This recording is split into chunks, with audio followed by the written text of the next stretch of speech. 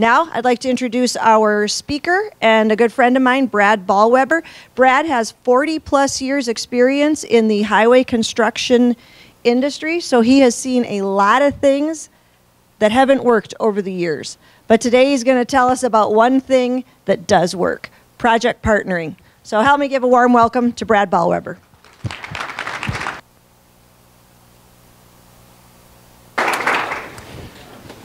Thank you, Carrie. Good morning, everyone. The AGC and the North Dakota DOT asked me to give a brief presentation on project partnering. Partnering ties in very well with the theme of this year's conference, that of one team, one network, and one goal. Formal partnering started on construction projects over 30 years ago. We're going to take a look back into history and view its roots here in North Dakota.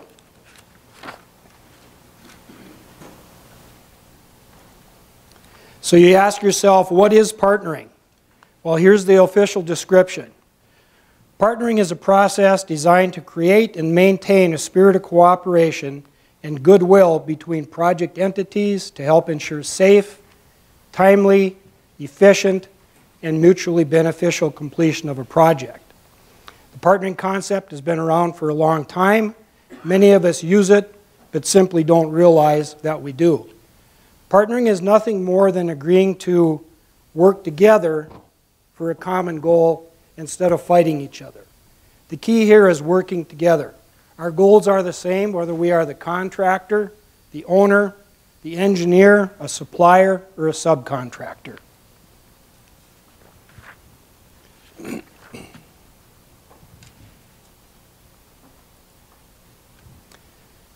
So a little bit of history. Let's take a look at where partnering started.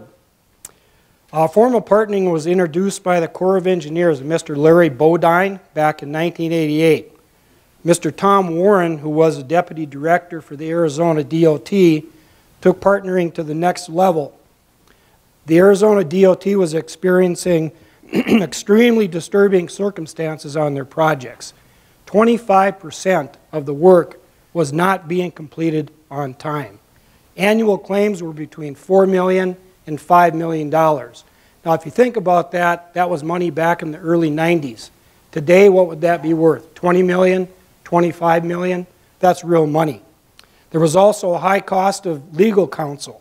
Not only the high cost of legal counsel, but it took a lot of time. It was very time consuming for the engineer, for the contractor. They were always fighting at each other, and the only winners in this situation, of course, were the attorneys. There was an adversarial relationship between the Arizona DOT and the contractors. Poor public relations, that was another result of this. Public is saying, why isn't this work being completed on time? Why are there claims? Why are they fighting? You can imagine what the front page of the newspaper might have said. Project way behind, won't be completed on time. DOT and the contractors are in litigation.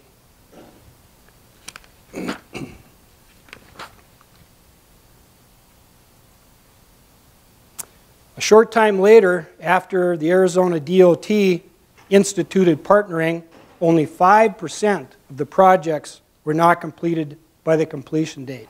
That's a 20% drop. I think that's pretty significant. Annual claims were almost zero. Legal fees were almost non-existent. The DOT and the contractors were able to not waste time in litigation. They were actually building the project. The only ones that weren't happy, you guys, were the attorneys.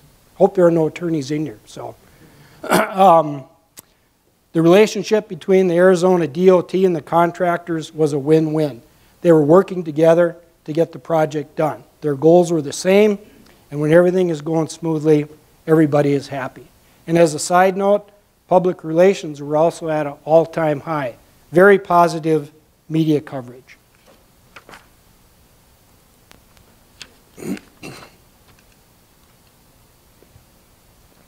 Tom Warren's approach and methodology was so successful that he wrote a book in 1984 called Partnering for Success. And partnering blossomed in the construction industry after that. Northern Improvement's introduction to partnering was a project we had with the Oklahoma DOT in 1994 down in Muskogee, Oklahoma. I was introduced to our facilitator, Dr. William Carmack, at our project partnering session.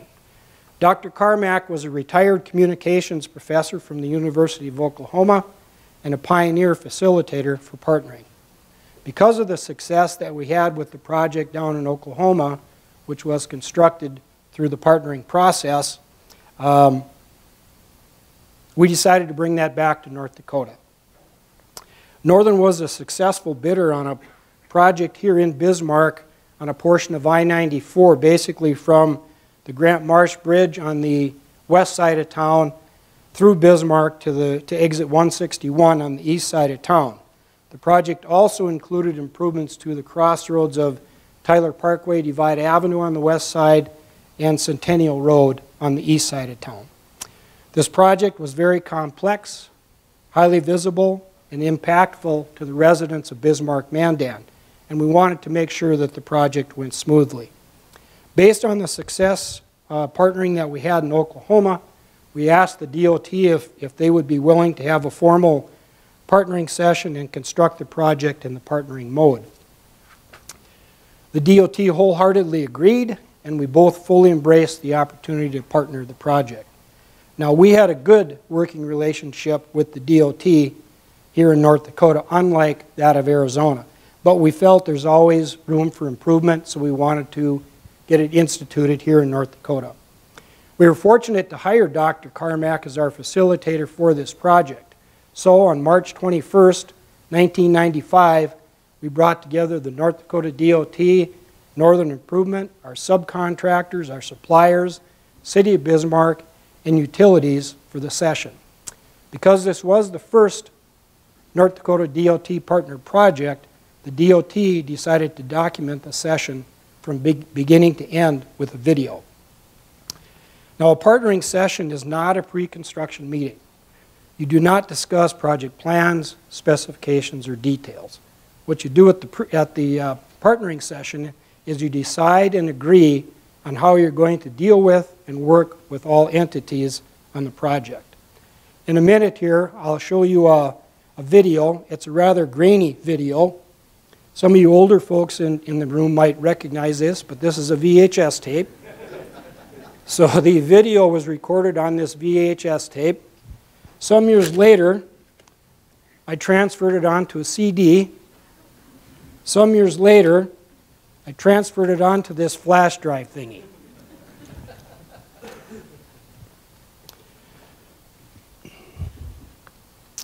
Technology has certainly changed over time, however, that partnering concept has not. It's the same today as it was back then. Let's take a look at the video. It runs approximately 15 minutes and gives you a good idea of the process. Additionally, a positive byproduct is that you get to know the project partners and develop a relationship prior to the actual project itself. I believe that this video captures the essence of partnering.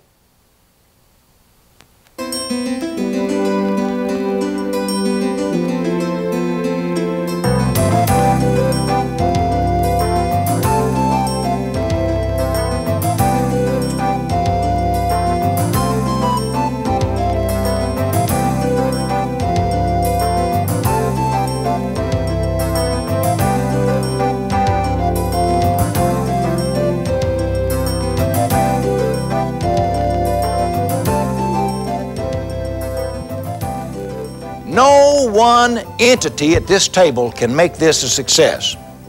And now Brad can get up and say, quality is the key to our survival as an industry. That's true. What if Northern Improvement decides, by gosh, we will just turn ourselves inside out. We'll go the extra mile. We'll do any and everything to make this a success, and 6 or 7 of the subs underperform.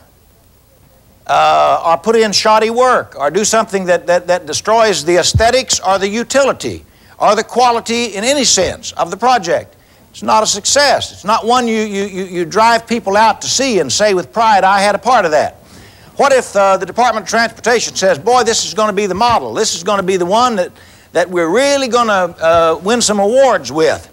and then the company gets busy and does something else and falls behind schedule and uses a little bit different material than the specs call for and so on, it can't be a success. No one entity can guarantee the success of this project. But there's a perversity. Any one entity here can guarantee the failure of it. In other words, if any one partner here, one of the subs, the prime, the owner, decides to bog this project down, throw it out of sync, start a claims generation, start this ladder of accusation and memos, you can do it.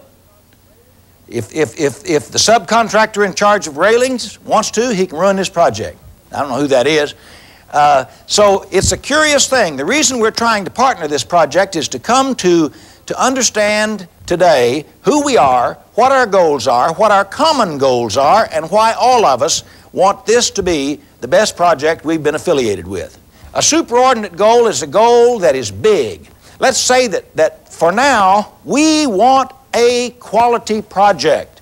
We want this stretch of interstate in North Dakota, the Tyler Parkway and Centennial Road, to be one of the best models of construction, bridges, surfaces, shoulders, barriers, sodding, everything that's ever been done.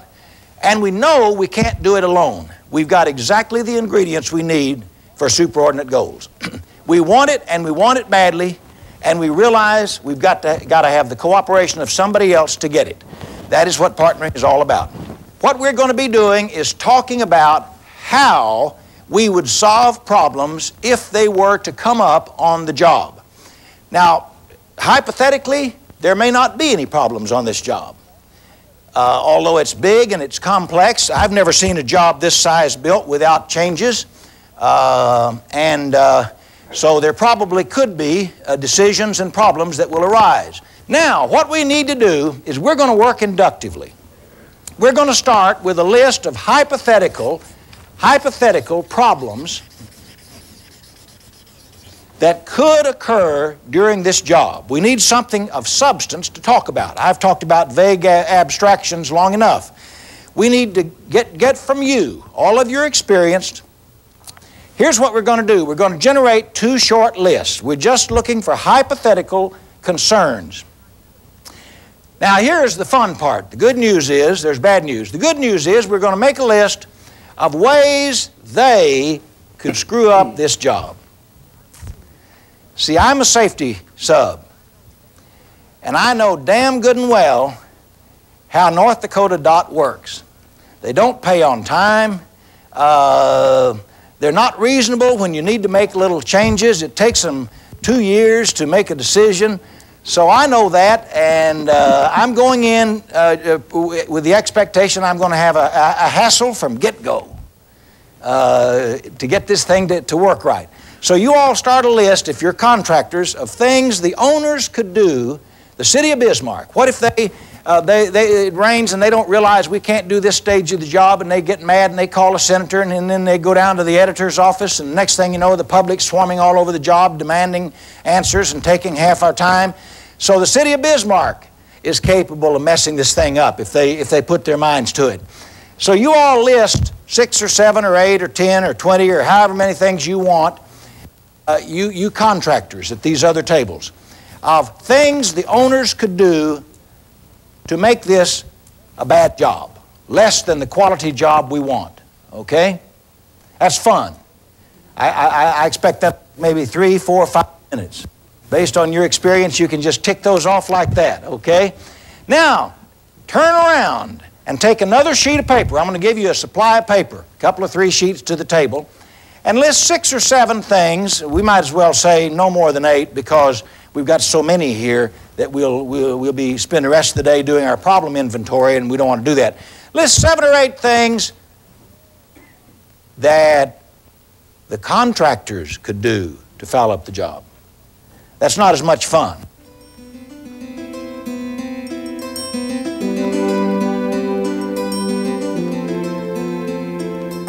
Change schedule. Yeah. Survey mistakes, testing mistakes, errors in the plans, field changes, slow approval of shop drawings, problems with right-of-way, no communication at field level, slow estimates and high retainage. Quality of trained personnel. And you could get a good paving guy that doesn't know anything about concrete, asphalt paving. The lack of wanting to make a decision or afraid of, you know, got to get a decision made. Your guys are sitting there and they'll say, well, yeah, you're the expert, or, you know, there'll be I guess an unwillingness to stick their neck out. Refusal to accept responsibility for change conditions, or refusal to recognize change conditions. Think of a pool game. This is the way we're going to play partnering game today. It's your shot. Cue balls on the table, and you're playing 8-ball, and it's your shot, and you can do anything you bloody please. You can shoot a carom, you can shoot a straight in if you've got one, you can shoot an angle, you can do anything you please. You look the table over and you get ready and you get all queued up and you pop that ball. Now the minute you pop the ball, it's the game's ball. What if you shoot the 12 and it tips off the 8 and scratches it into a side pocket? You can't run over there and grab the 8 out and say, that wasn't my plan. No. You can do anything you want. You can shoot with either end of the cue stick until you shoot. But once you shoot, you lose control. It's the game's ball. Well, that's the way it is with ideas. These are your ideas until they get on the wall, and then we don't care where they came from. We don't care whether they came from the owners or the contractors. They're ours. They're the game's ideas. And so if you say, well, I personally don't agree with that one, peace. That's okay. The first thing we thought of was procrastination, not getting timely decisions back from the field, taking too long for it to go to the inspector, back up through the chain, back down. Number 6, we had closed minds. Number 7, we had weather. And number 8, we had slow or delayed responses to problems or changes. Any questions on weather? Well, we weren't going to take the responsibility for it. Number 3 was inaccurate surveys. There's mistakes made, there's omissions, there's design changes that aren't communicated to the field people, and so on. How are your costs arrived at? Take a Sometimes look throw at out a the lump sum we number. side We need a and the breakdown. they We need to side. know where these numbers are coming from, and we don't get it right away. Poor communication between contractors, the prime and the subs. See, if we went ahead with this job without a partnering session, the chances are the job would go very well, because we're people of goodwill and we all know we're interlocked together and we're interdependent, and we want this job to be a model job. It's highly visible. It's in the state capital. It's in a big city. And we want it all. We want to be proud of it because we're going to use it and our friends are going to know we built it. But if we take a day and we solemnize, or we say, yes, we're going to show each other respect, we're going to respect each other's position, we're going to be open-minded and fair with each other, and this and that and the other, it will reinforce, believe me. So what you're going to do now is you're going to take these theoretical kinds of problems that we have clustered under these broad concerns, and you're going to look at them as a reminder of what the concern was, what the concern for quality was, but you don't have to address, say, slow approval of shop drawings. It doesn't have to be addressed specifically. You might be able to catch that in a generic term of effort to be responsive and timely with reference to paperwork as well as payments or whatever. In other words, forget these. I don't want to say forget these. That's not what I mean at all. In the light of these, try not to worry so much about them except as illustrations, and then think in terms of these and draw us up some principles that you think would be acceptable to everybody, and then that's the big job. We'll give you all the time you need to do it. Okay, our subject or topic was a delegation availability of decision makers. And we come up with this. We as partners agree to have people with authority to make the proper decisions and/or communications necessary to resolve discrepancies in a timely and effective manner within the project. Okay, we had scheduling. We kind of broke it down into two categories, but we commit to having a qualified representative at each weekly coordination meeting to help schedule labor, materials, and equipment. And the tool that we want to do that with, we're gonna plan, coordinate, and schedule the project to keep all parties informed and facilitate an on-time completion within budget. Our group was involved with two different categories, safety and paperwork and payment. So we made two statements. The first one is our safety statement.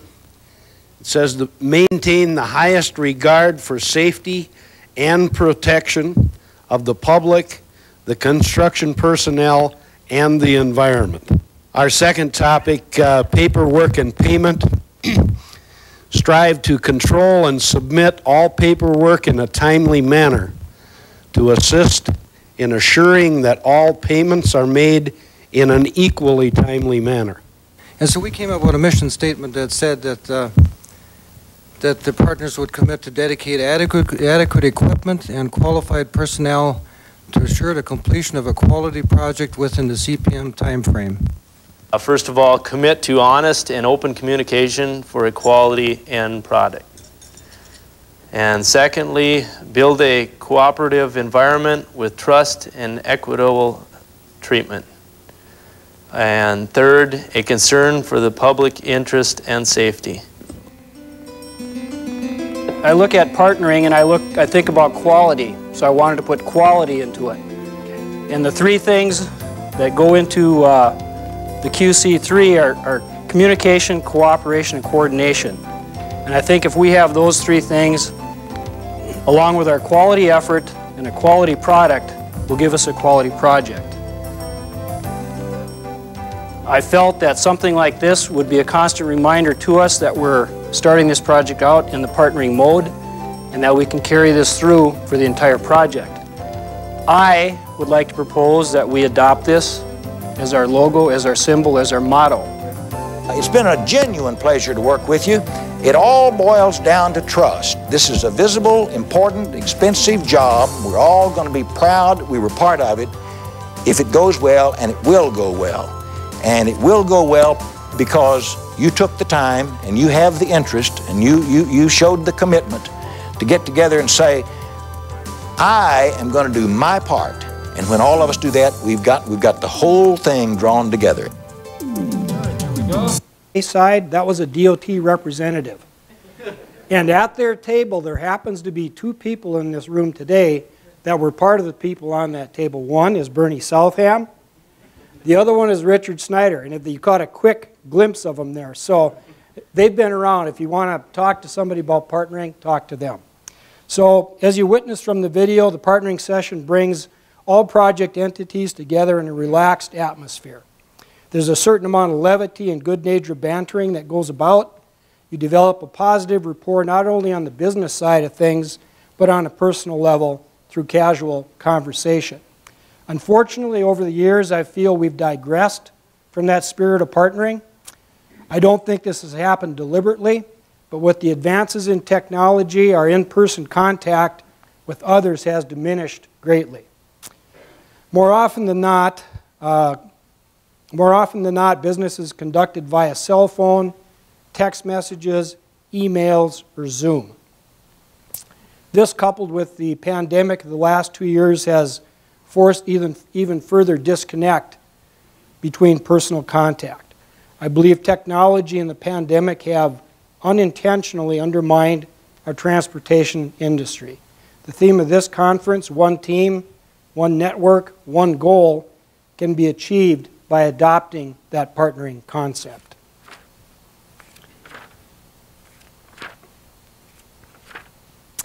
We are going to skip forward a little bit because Bernie just gave me the high sign here that we're running out of time. But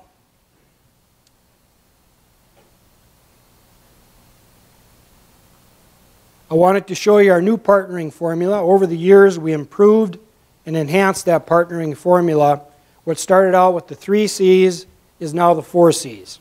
We've added commitment. You must be committed to the process to make it work, to make that partnering come to full fruition. We've also added people to the letter P. You need quality people to go along with quality product. We've also added equipment to the letter E. Contractors have to make sure that that equipment is well maintained and they have the right equipment on the job. At the bottom of the slide, you'll see our new formula. I thought you engineering types would like that expanded formula with all those numbers on there, so I hope you appreciate that. This is what our partnering agreement looked like on I-94 when we were all done. The upper 1/3 shows the project, the logo, and the partnering formula. The middle section shows the project partners and the items that we agreed on during the partnering session. The bottom 1/3, that shows the signatures of all the participants. We had something over 44, 45 people in attendance. Now, a partnering agreement is not a formal binding agreement, but you signed your name to that document. If you sign your name to something, I feel you own it. If I sign my name to something, I feel that I'm obligated to honor that. After the partnering agreement was finished, copies of the agreement were laminated and posted in office trailers, job shacks, corporate offices, DOT offices for everybody to see, to serve as a constant reminder that we're going to build this project in the partnering mode. I'd like to suggest and encourage you to communicate, cooperate, coordinate, and commit to working together on your next project. One team, one network, one goal. Thank you for partnering.